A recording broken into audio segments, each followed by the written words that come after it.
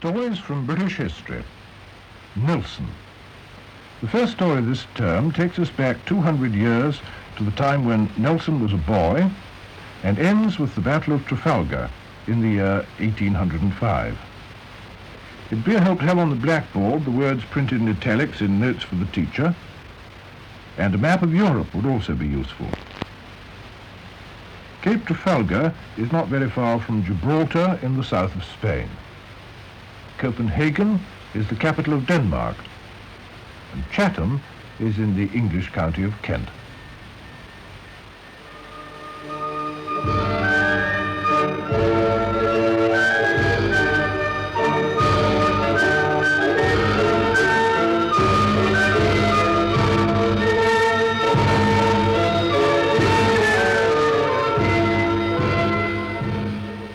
Our story begins in the year 1770 and ends, as you've heard, in 1805.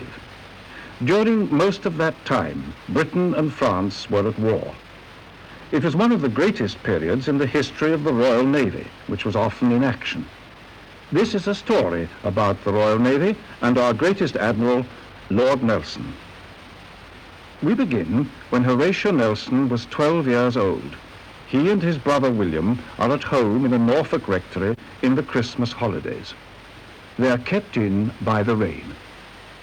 There's a patch of blue sky. We might stop soon. Horatio, I said there's a patch of blue sky. Is there? Won't stop raining this side of dinner. Anything of interest in the newspaper? No. Yes, there is. Billy, look at this. What? In the Naval Intelligence, look. Captain Maurice Suckling, RN, is appointed to command HMS Raisinab, 64 guns. Uncle Maurice has got a command to be captain of a ship of the line, a man of war, 64 guns. To be the captain of a king's ship is better than a king. Billy, I've got an idea. To become the captain of a king's ship. No, I'm serious. When Uncle Maurice stayed here 3 years ago when Mother died, he promised Father to do something for one of us. Remember? That's because poor Father was left with us 8 children. Well, now he's got his own ship. Perhaps he'd take me as a midshipman. You go to sea? Why, you're always ill. They always say you're delicate and frail. Poor little Horry. You'd die. I'm going to ask Father to write to Uncle Maurice, Billy. I'm going to sea in the Royal Navy. The Reverend Edmund Nelson and his friends tried to dissuade young Horatio from his idea, but frail though he was, small and often ill, he was a very determined boy, so the letter was sent. In due course, the answer came from Captain Suckling. I thank you, brother-in-law, for your congratulations and good wishes on my appointment to the Raisinab. She is a good ship and well found. As for your request, what has young Horatio done, who is so weak and sickly, that he, above all the rest, should want to rough it at sea? But let him come, and perhaps the first time we go into action, a cannonball may knock off his head and provide for him at once. Horatio was brought home from boarding school, fitted with a uniform, his small sea chest was packed with his few necessaries, and he went by coach to London, and then to Chatham. On the crowded waterfront, he felt very bewildered.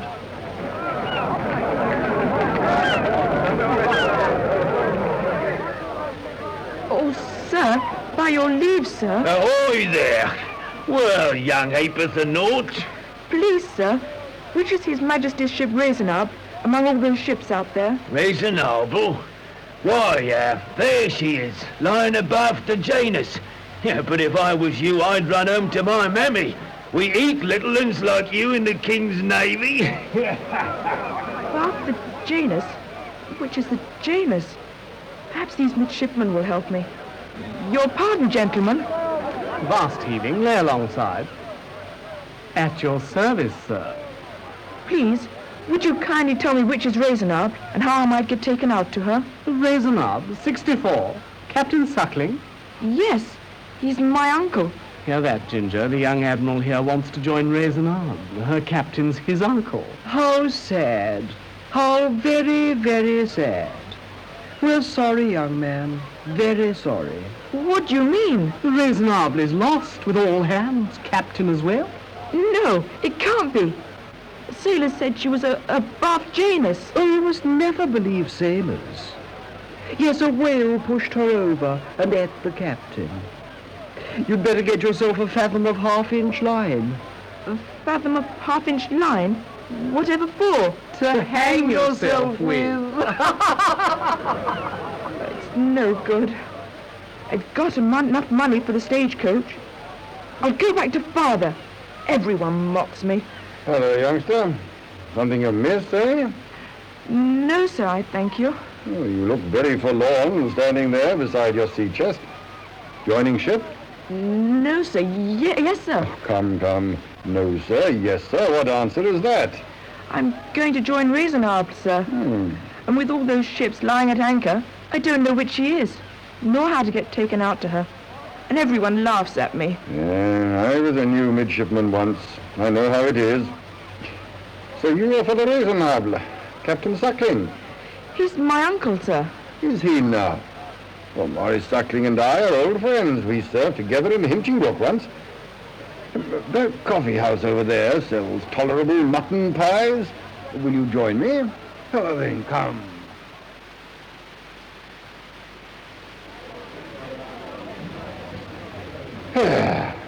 Feel better for that? Yes, sir. Thank you.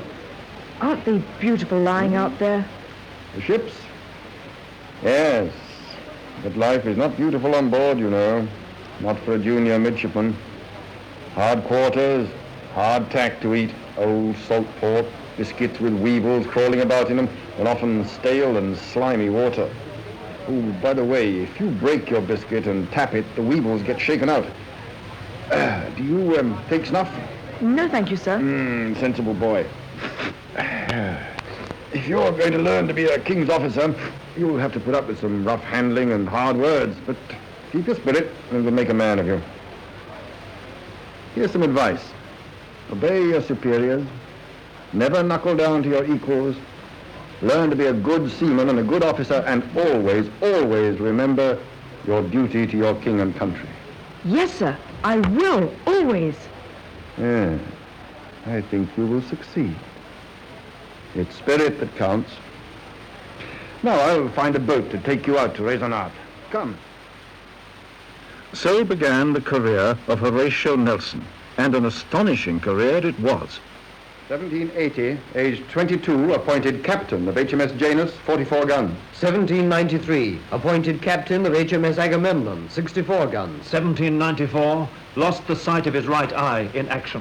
1795, promoted Commodore and commanded a squadron in the Mediterranean. 1797, commanded his squadron with outstanding gallantry and skill at the Battle of Cape St. Vincent. Promoted rear admiral. Knighted. Lost his right arm in battle at Santa Cruz. 1798, Rear Admiral Sir Horatio Nelson hoists his flag on board Vanguard to command the fleet at the Battle of the Nile. His victory recognized by national rejoicing. Thanksgiving service in St. Paul's Cathedral. Created Baron Nelson of the Nile. 1801, promoted Vice Admiral. 1801, second in command to Admiral Parker in the Baltic Fleet at the Battle of Copenhagen.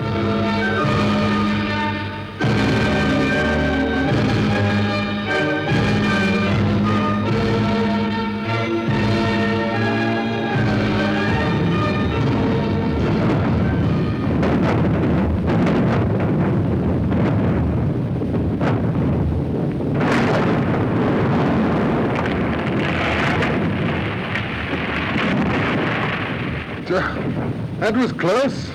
All well, Captain Foley? Foremast, my lord, but we can still sail and fight. This is warm work, my lord. Warm work indeed. This may be the last day for many of us at any moment. But mark you, I wouldn't be elsewhere for thousands. Steer closer to the enemy batteries, Captain Foley. Signal to my ships to sail close. Aye, aye, my lord. I want to speak to the Admiral. You want me? Yes, my lord. Signal from the flagship. Number 39. Discontinue action. Indeed. Captain Foley, have your gunners keep smartly at their work, please. Aye, aye, my lord.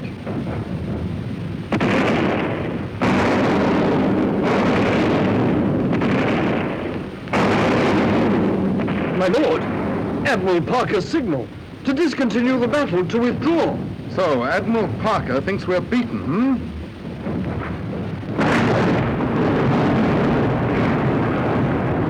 My lord, the maintop's gone. I thank you, Captain Foley. Continue the action, please. And you, acknowledge the Admiral's signal. Acknowledge it, my lord. Is that all? That is all. Nay, hold. Is my signal for close action still flying? Yes, my lord. Good. Send a midshipman up to nail that signal to the mast, so that it cannot come down. Nail the colors to the mast. Aye, aye, my lord. My lord, with respect, you intend thus to directly disobey the Commander-in-Chief's order to break off the action? I do, Captain. I do. Parker thinks we're beaten. He thinks it impossible to sail so close to the shore batteries and the fleet and take their ships. But we shall continue. I recall that once, when I was a new midshipman, I was given some excellent advice. Always obey your superiors. Well, I've done so, but not today. I have it. See, Foley, I put my telescope up to read the signal on the flagship. But I cannot read it, for this is my blind eye. So I cannot obey. I have the right to be blind sometimes. So we fight on. By disobeying his commander's orders and fighting on when it seemed hopeless, Nelson became the nation's hero, admired and loved throughout the Royal Navy and by every man, woman, and child in the realm. In October 1805, Nelson commanded the British fleet of 27 great ships of the line, sailing towards the 33 ships of the combined fleets of France and Spain. From Victory, his flagship, Nelson flew the thrilling signal, General Chase Southeast. The two fleets sailed on courses which would bring them together off Cape Trafalgar. Every man in the two fleets knew that the forthcoming battle would affect the course of history.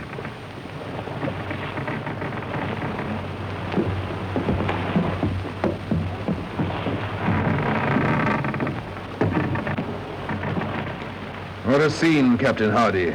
All those great ships in full sail, decks cleared for action, guns ready, every man at his post sailing to battle. A splendid spectacle, my lord. They're confident of victory since you are in command. They're very good to me.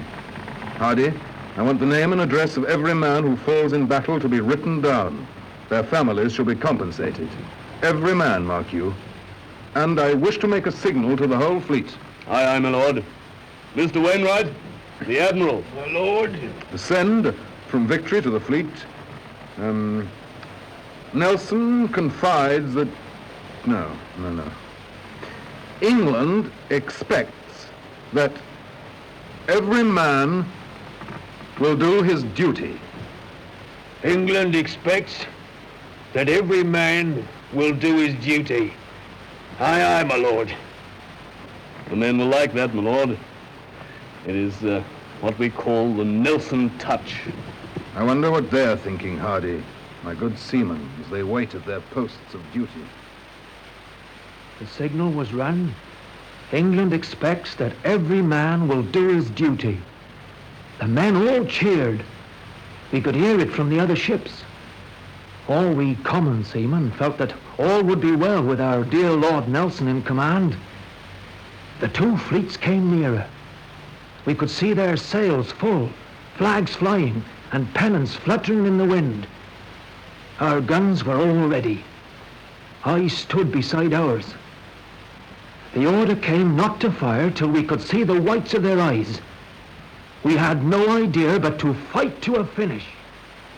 As the battle drew nearer, Lord Nelson went down to his cabin to write his diary. He'd begun his naval career in the dark and crowded cockpit of the Raisonnable. Now, in HMS Victory, he had a great cabin, richly furnished with carpet and fine desk and chairs. Here he wrote the last entry in his diary. Monday, October 21st, 1805. at daylight, saw the enemy's combined fleet from east to south-southeast, bore away, made signal for order of sailing and to prepare for battle. May the great God, whom I worship, grant my country, and for the benefit of Europe in general, a great and glorious victory. And may no misconduct in anyone tarnish it. And may humanity after victory be the predominant feature in the British fleet. I commit my life to him who made me. And may his blessing light on my endeavors for serving my country faithfully. To him I resign myself and the just cause which is entrusted to me to defend. Amen. Amen. Amen. Nelson had given his orders for the battle to the captains of his ships, the Band of Brothers, as he called them. The British fleet sailed towards the enemy in two lines, one led by Royal Sovereign, the other by Victory.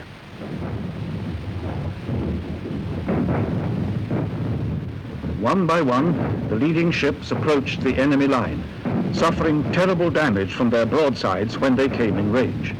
But they held their own fire until, passing between the enemy ships, they raked them with broadsides from the closest range.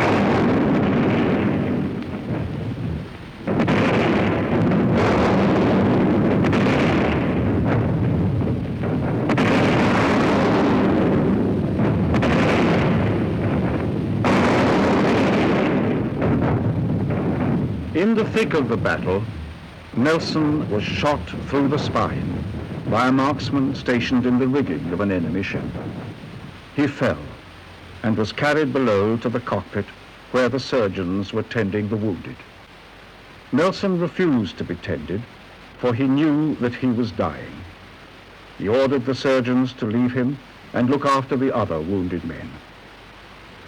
The great sea battle raged on, until at last Captain Hardy was able to leave his quarterdeck and go below, where Lord Nelson was dying.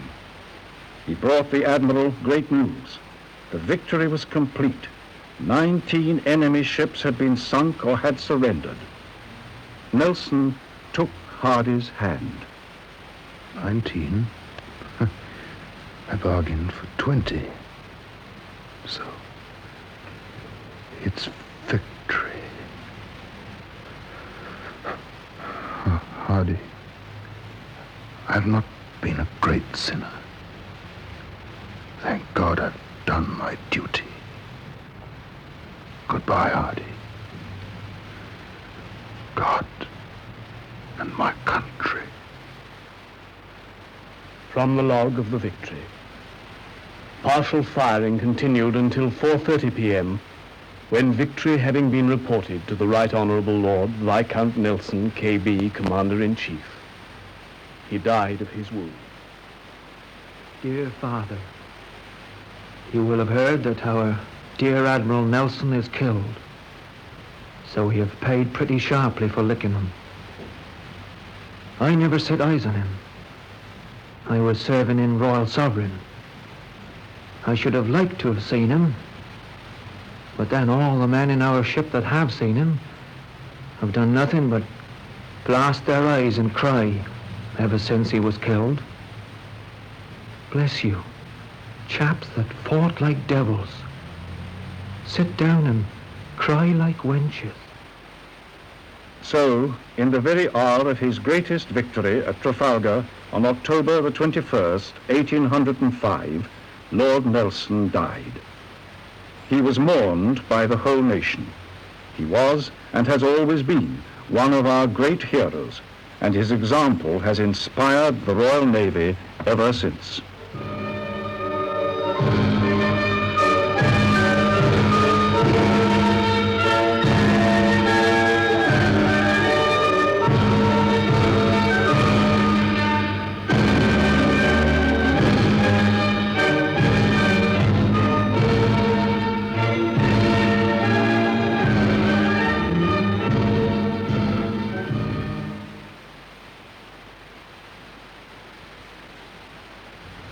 Nelson, in the series Stories from British History, was written by David Scott Daniel.